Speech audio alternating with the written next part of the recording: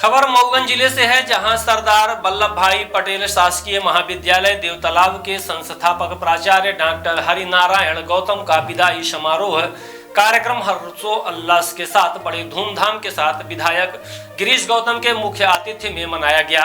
आयोजन महाविद्यालय के ओपन ऑडिटोरियम में किया गया। उक्त कार्यक्रम के शुभारंभ में सर्वप्रथम मां सरस्वती की प्रतिमा के समक्ष दीप प्रज्वलन कर किया गया। तत्पश्चात महाविद्यालय की छात्राओं द्वारा सरस्वती वंदना की गई और महाविद्यालय के प्राध्यापक एवं अन्य अतिथि विद्वान और कर्मचारियों द्वारा मंचस्थ अतिथियों का पुष्प गुच्छ एवं माल्यार्पण के द्वारा स्वागत किया गया। जन भागीदारी समिति द्वारा विधायक गिरीश गौतम, निवृत्तमान प्राचार्य डॉक्टर एच.एन. गौतम एवं अन्य मंचस्थ अतिथियों का गजमाला के साथ स्वागत किया। तदोपरांत महाविद्यालय की छात्राओं द्वारा स्वागत गीत की प्रस्तुति की गई। समस्त शैक्षणिक एवं अशैक्षणिक स्टाफ द्वारा डॉक्टर गौतम का शाल, श्रीफल, पुष्प गुच्छ एवं माल्यार्पण के द्वारा स्वागत किया गया। जब वर्ष 2012 में डॉक्टर गौतम को प्राध्यापक के साथ साथ शासकीय महाविद्यालय देवतालाब का भी अतिरिक्त प्रभार देते हुए प्राचार्य का दायित्व सौंपा गया, तब से लेकर अब तक पदस्थ रहकर अपनी सेवाएं महाविद्यालय को दी। इस दौरान डॉक्टर गौतम ने अपने अथक प्रयासों से महाविद्यालय को ऊंचाइयों तक पहुंचाने में कोई कसर नहीं छोड़ी। आपको बता दें कि वर्ष 2012 में महाविद्यालय का शुभारंभ 55 छात्रों के साथ हुआ। आज महाविद्यालय में लगभग 2500 छात्र छात्राएं अध्ययनरत हैं। ये एकमात्र ऐसे प्राचार्य हैं जो लगातार 12 वर्ष तक सेवाएं दी है। मुख्य अतिथि उद्बोधन के दौरान विधायक गिरीश गौतम ने कहा कि विदाई शब्द ही अपने आप में बड़ा भावुक शब्द होता है, परंतु कुछ लोग ऐसे भी होते हैं जिन्हें उनके कार्यों से याद किया जाता है। आइए सुनाते हैं सेवानिवृत्त प्राचार्य अपने पूरे कार्यकाल को लेकर क्या जानकारी दी है। उनके बारे में सभी हमारे स्टाफ के भी लोग जानते हैं। कई बार हमें अवसर मिलता ही रहता है कि वो साफ बोलने वाले हैं। कुछ कैंटों में ऐसा होता है, कुछ जगह राजनीतियों में होता है कि जो गया बोला कि ये है तो वो है और उसका फोन हो जाता है, मगर यहाँ ऐसा नहीं होता है। यहाँ पहले वेरीफाई किया जाता है कि ये सही बोल रहा है कि नहीं बोल रहा है। अगर सही बोल रहा है तो उसको असर होता है, नहीं गलत बोल रहा है तो उसको समझाई भी दी जाती है कि नहीं ऐसा नहीं, ऐसा होना चाहिए। अभी रिसेंटली हम लोग गए थे 2-4 दिन पहले जब हमारे स्टाफ के साथ, तब ये वाकया ऐसे आया। हम लोग बाद में चर्चा की, माननीय ने उसको कितने अच्छे तरीके से समझाया। उसने बिजली की समस्या लेकर आया था और उन्होंने उसको समझा दिया। और ऐसा नहीं है कि उनके चहेते जो है ऐसा करने से नाराज होते हैं, बल्कि ज्यादा खुश भी होते हैं। कभी हमने ऐसा नहीं देखा कि किसी को उन्होंने डांट दिया है तो वो भी चला गया, नहीं ऐसा नहीं है, वो समझता है। तो ऐसे जननायक को, ऐसे नेता को देवतालाब को जो मिला है सानिध्य, काबिल तारीफ है। इस महाविद्यालय में पहले जनभागीदारी अध्यक्ष आप ही थे। आप अभी बोल रहे थे हमें तो पता ही नहीं है, आपको सब पता रहता है, फिर भी आप बोले कि हमें नहीं पता है। हम आप लोग आपको बुलाते थे, आते थे कार्यक्रमों में, 2 टर्न आप रहे। उसके बाद आपने अपना दायित्व दे दिया सुरेंद्र मिश्रा जी को। सुरेंद्र मिश्रा जी ने बखूबी से निभाया। यहाँ के जनभागीदारी अध्यक्ष बड़े अच्छे और बड़े सरल थे, सभी उनकी यादगार है, स्मृतियाँ हैं। उसके बाद C.S. सिंह जी मिले जनभागीदारी अध्यक्ष के रूप में। इन्होंने तो ऐसा दे दिया कि बिल्कुल सबको परेशान करके चले गए और इनमें इतनी क्वालिटी है। उसी क्वालिटी के बदौलत तो माननीय ने इनको अपने साथ में लिया और इनको विधायक पत्नी के रूप में प्रेजेंट करने का अवसर मिलता है। उनमें बहुत खूबियाँ हैं C.S. सिंह जी में। हम सभी महाविद्यालय के स्टाफ की तरफ से आपको सबके शुभकामनाएं कि आप बहुत ऊंचे जाएं माननीय के साथ में। उसके बाद हमें जन भागीदारी अध्यक्ष के रूप में श्री A.K. मिश्रा जी मिले, जिन्होंने 2 सालों में काफी कुछ महाविद्यालय के लिए किया। इस महाविद्यालय में कक्षाएं नहीं थी, पीजी कक्षाएं नहीं थी। पीजी कक्षाएं आई और पीजी कक्षाएं 9 विषय में आई, जो कि अगल बगल के महाविद्यालय में नहीं थी। वो उसका श्रेय माननीय तत्कालीन विधानसभा अध्यक्ष श्री गिरीश गौतम को ही जाता है, जिन्होंने रातों रात ऐसा जब समझ में आया कि अब नहीं यहाँ पर कि पीजी नहीं खुलेगी। तो रात को 10 बजे हमको बल्लभ भवन में फोन आता है, आप प्राचार्य बोल रहे हो? हमने कहा हाँ। बोले किसी विषय पीजी चाहिए। हमने बताया, अरे बोले साहब अब सामने बता दीजिए जिसमें चाहना हो। हमने बताया और दूसरे दिन ऑर्डर हो गया, जिसकी किसी जी ने किया।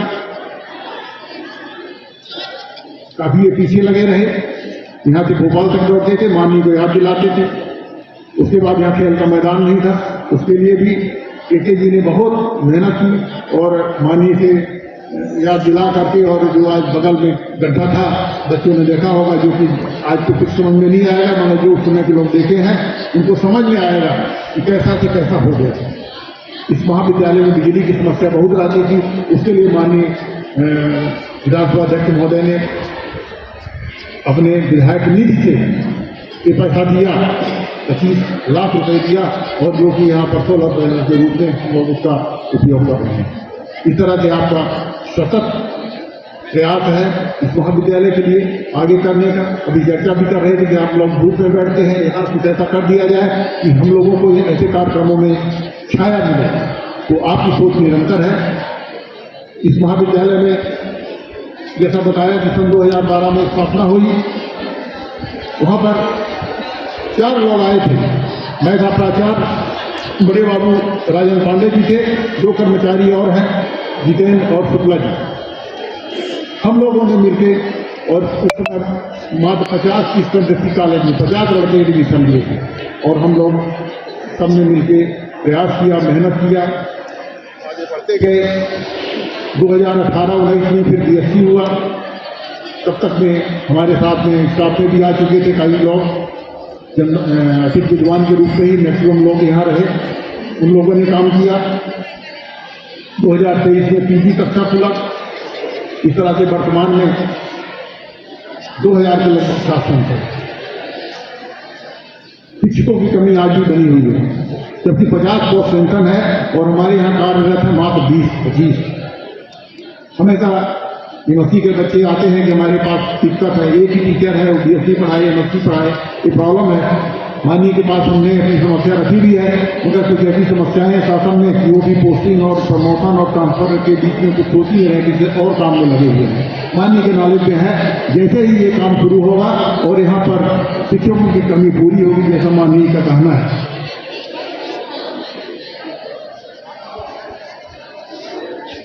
एक और विशेषता है इस महाविद्यालय में कि हमारे यहाँ एडी लेवल में हो, भोपाल लेवल में हो, देव तालाब महाविद्यालय से आज तक कोई शिकायत नहीं रही है। सभी कहते हैं कि देव तालाब से शिकायत नहीं रही। कुछ तो बात रही होगी हमारे छात्रों में, हमारे टीचर्स में।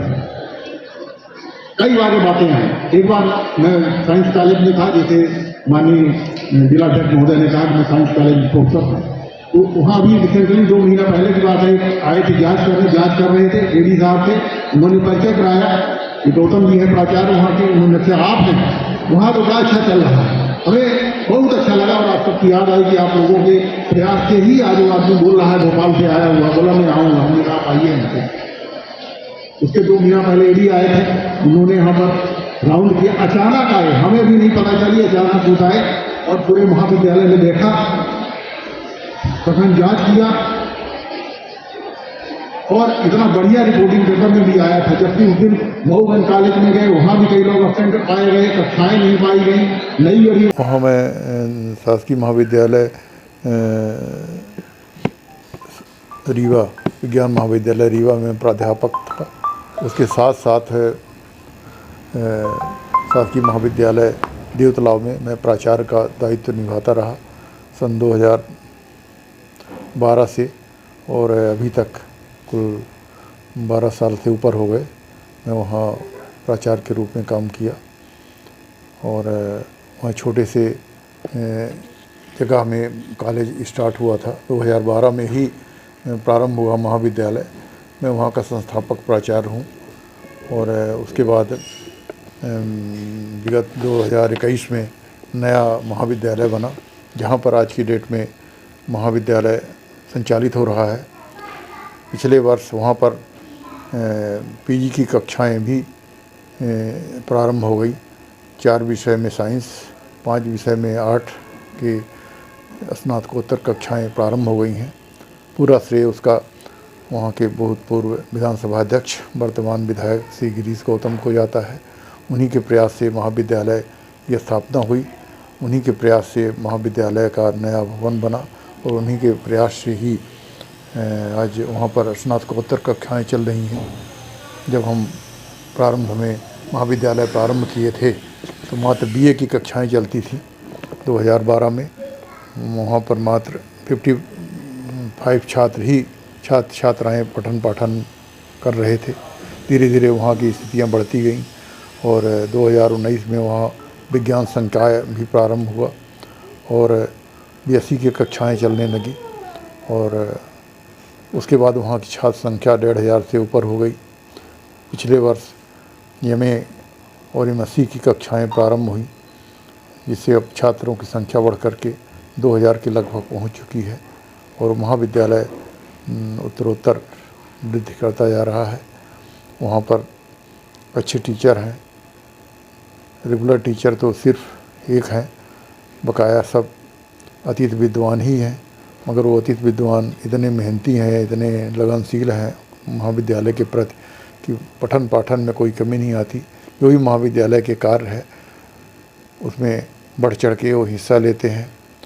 कुल मिला के कहा जाए कि महाविद्यालय का जो स्थिति है पूरा श्रेय वहाँ के अतीत विद्वानों को ही है। सभी अतीत विद्वान रीवा से जाते हैं, पठन पाठन करते हैं, 5-6 घंटा रहते हैं वहाँ पर।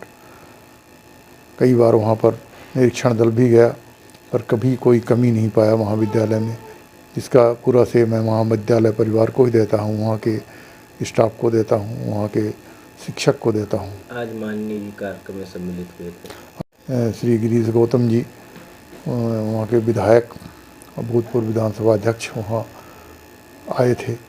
उन्होंने अपने उद्बोधन में महाविद्यालय के छात्रों को संबोधित किया और बोला कि वहाँ पर ऑडिटोरियम की कमी है, इसके लिए उन्होंने एक हॉल 1 साल के अंदर बनवाने की आश्वासन दिया।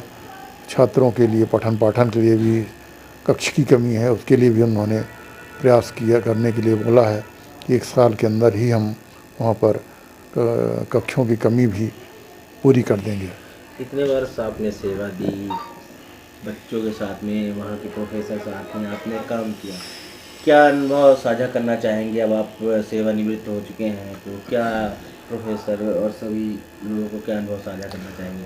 मैं उस महाविद्यालय में 12 साल प्राचार्य के रूप में रहा और सभी छोटे बड़े कर्मचारी सभी को लेकर चला और वहाँ का पठन पाठन का अच्छा वातावरण बनाया।